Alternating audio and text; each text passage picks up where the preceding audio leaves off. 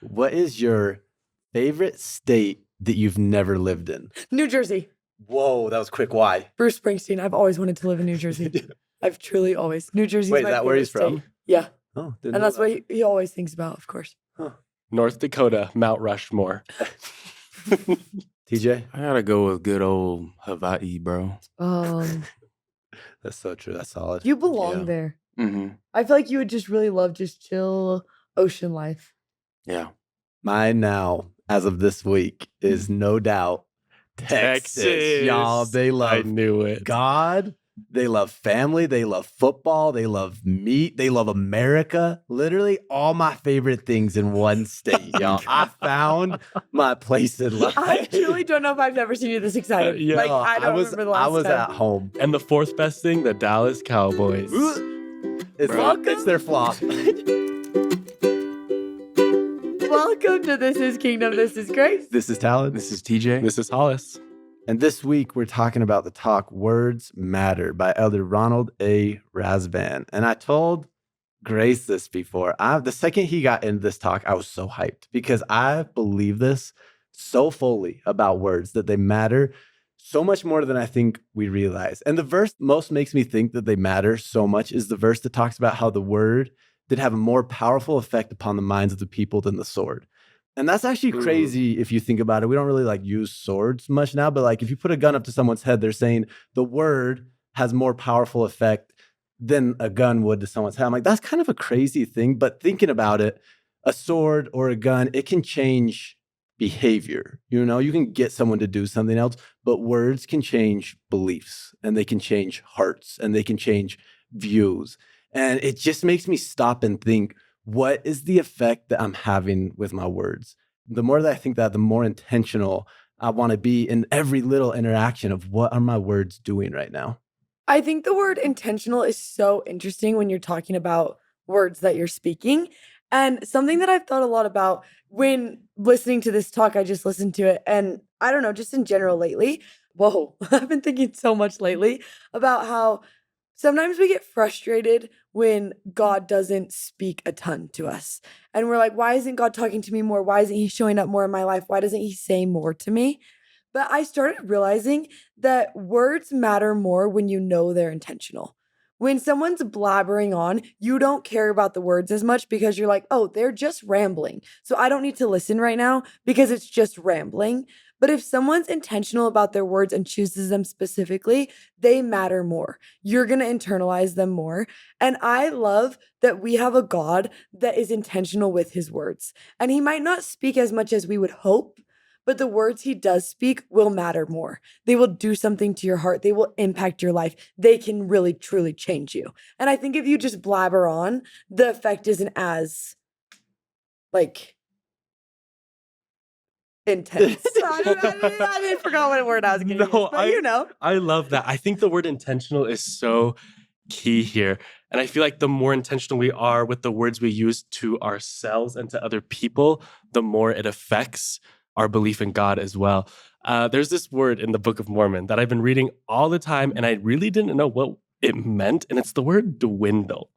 And they always hear the word dwindle in unbelief, or they use the word dwindle in other sentences. And I never really captured the real meaning of it until I looked it up. And the word dwindle means to diminishly or gradually diminish in size or strength. And when I hear the phrase dwindle in unbelief, I can't help but think how our words sometimes dwindle and how sometimes when we use our words, if we're not intentional about it, it can affect how we speak about God, how we speak about other people, and how we speak about ourselves.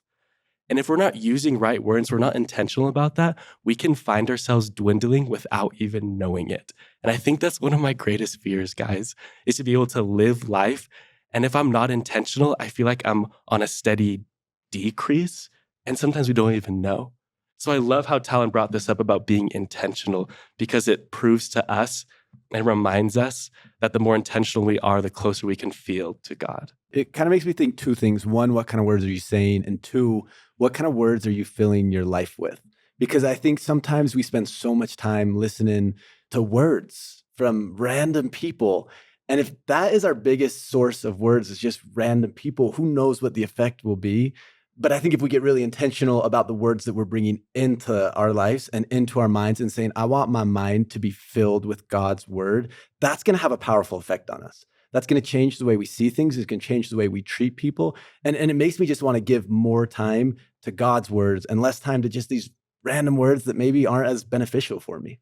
That's so cool you say that, because that's what Elder Rasband like points out, right? He says, number one, like God's words, super important. Number two, prophets' words, super important. And then number three, like your words, super important. And I love that you said that because a lot of times the students will ask, how do I work on my language? You know what I mean? Like, how do I stop swearing and stuff? And I can resonate with that because there was a time in my life when I was a teenager when I didn't like going to church. When I went to church, I wouldn't talk because I was afraid a swear word was going to come out. You know what I mean? Because that's the words that I was filling my mind with people I was hanging out with and music that I was listening to. And that's my biggest advice when they ask that is, and it kind of goes with what Elder Rasband said is, number one, you got to change the words that are coming in your ears. And then trust that will change the words that come out. And what he said was God's words are important. And I think that can come in a lot of ways. You know what I mean? Like searching the scriptures, music, spending time with people that are going to be talking about God too. I think all those things, filling your ears with those words, with the words of Christ especially, can really affect the words that are going to come out. I love that thought that you shared. Well, and I love that you brought up, Talon, really early on that there are certain things that can change behavior very quickly, that you can correct behavior very quickly and very fast. It is a lot harder to change a heart. It takes a lot more to change someone from the inside out. And I think that usually we settle for just changing behavior because it's quick, it's fast, it's an easy temporary thing. But God is not as worried about our behavior as he is about our heart.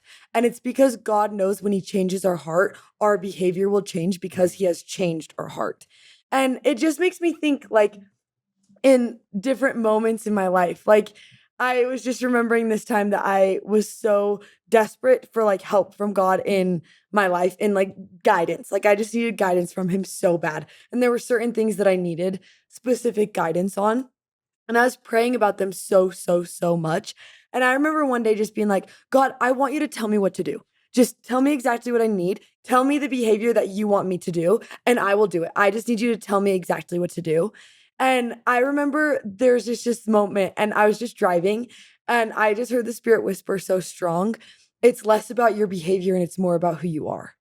And all of a sudden, I started thinking about all those things that I was praying for that I wanted God to just like tell me exactly what to do. And I started realizing I didn't want God to tell me exactly what to do anymore. I wanted God to help me become who I needed to become. And there's lots of different ways that we could do that. And God is smart enough to say, let me guide your life. Let my words guide your life, not so I can correct behavior, but so I can change who you are, that your heart will be different because of the conversations that we're having. The way we let that happen is just pondering them. I think we might have talked about this. We talked about Enos and how the words of his father did sink deep into his heart. And he'd heard the words, but all of a sudden he was out hunting and he pondered them and he chewed on them. What does this mean? Why is this important? And I think if we give time to chew on the words of God, we'll allow them to sink into our hearts and change who we are, not just our actions, you know? And that's the biggest thing. Like Enos didn't start praying till a couple verses in. He allowed himself to meditate, to reflect, to chew upon God's words. And I think our words can be so much more intentional when we stop and ponder the impact those words have. Isn't it interesting the impact words have? Like when you say something, it just like creates this huge image in your head. Like if someone says your favorite movie, you immediately think of it. When someone says, you just said favorite movie and I thought of Lion King. That was exactly. crazy. And you're like, it just pops up in your head. And words have so much power with them. And I feel like words really can create a story we tell ourselves about God and about other people. Can I ask you guys a question about that? I've actually been thinking this while we've been talking. Do you guys remember vivid words that people have told you throughout your life, for good or bad? Do you guys have vivid memory of things that people have said? So this is crazy because this is wild that I'm going to talk about this right now, but oh well, I'm going to. This is crazy because I went to therapy today. And I've just like we're getting inside the therapy. Yeah, that's what I was like. This is crazy that I'm unpacking my therapy. It's fine, no problem. I went to therapy today, and that's pretty much what you do in therapy is you just kind of unpack things. You're trying to figure things out, and there's a lot of things that I'm really trying to work on and grow and improve in my life, and there's a lot of like hurt that I'm trying to like recover from just from all different areas and times in my life. And it's been so interesting the things that I've discovered that there have been sentences that someone told me in junior high that I did not realize have affected me. I'm 24 years old. And the things that someone told me in junior high, like deep cut, broke my heart and affected the way that I would like step into relationships, the way that I would communicate with people, the things that I would do, what I would believe about myself, just because of one sentence from like a junior high girl. Like in 7th grade, that shouldn't matter that much. But what's been really interesting is one of the ways that I'm like trying to like heal and grow from it is actually just hearing words from people that I love. And I think it's so fascinating to me that what has broken my heart is what people have told me, and what's healing my heart are words from people that love me. And I think that there's such an interesting lesson that you have no idea the impact your words are going to have on someone. And even just something so small could stick with someone for years. And that could have a negative or a positive effect on their life. And you get to choose. That's so interesting because you hear about so many people who are like, my 2nd grade teacher said I was bad at writing. And it puts kind of like this lid on your potential for growth because of what they told you. Or those people like, I was cut from the team and they said I would never be good enough. And you hear these inspirational stories. But something that's really helped me, going off what the Grace said, is what I've started doing for the past, I feel like couple of years, is whenever someone compliments me, I write it down. Whenever someone gives me a compliment or said I did something good, I write that down so I can remember that I am good at that. And I think there's more than just writing down things people compliment you on, but figuring out how those align with the spiritual gifts God has given you so you can help realize the words he's trying to tell you through other people. Cool. I love that. I'm just like kind of shook right now. Like I feel like I've gotten a bunch of answers to my prayers, like listening to you guys talk. A lot of things that Grace has said and a lot of things that you guys have said, because I've been feeling like God hasn't been talking to me. And it's actually been a really hard day because of that. And I'm so grateful this conversation about words, because it's making me now it's making me want to take what Hollis said and kind of marry that idea with what Grace said, is with trusting what God has said in the past and writing it down and being able to focus on it, because I'm realizing that God isn't just trying to control my behavior like Grace said, but he's trying to help me become something. And he's given me things in the past that I'm not paying as much attention to. So now I want to write it down like Hollis said. And I just feel like moving forward, I feel like this has been such an answer to my prayer that I want to write down the things that God has told me in the past that have been important to change my character, and to focus on those and to move forward with those, and to not need to be led in every little thing. I love when you talk about writing it down. Like the scriptures talk about treasure up the words of Christ. Like that's such a simple way. Write it down. Put it somewhere where you're going to remember it, where you're going to see it. But this whole chat, I've just been thinking, how people will walk into houses and be like, that house has a good feel.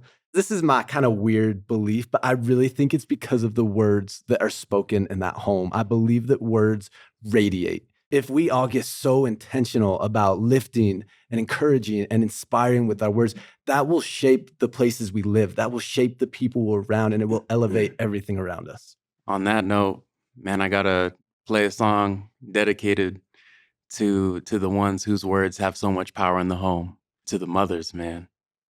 I often go walking in meadows of clover, and I gather armfuls of blossoms of blue. I gather the blossoms the whole meadow over. Dear mother of flowers, remind me of you. I forgot that that's the cutest song that I've ever heard in my entire life. Excuse you, TJ. See you next week.